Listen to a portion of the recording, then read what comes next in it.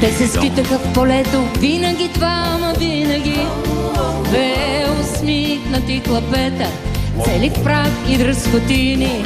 После търсеха реката, винаги двама, винаги.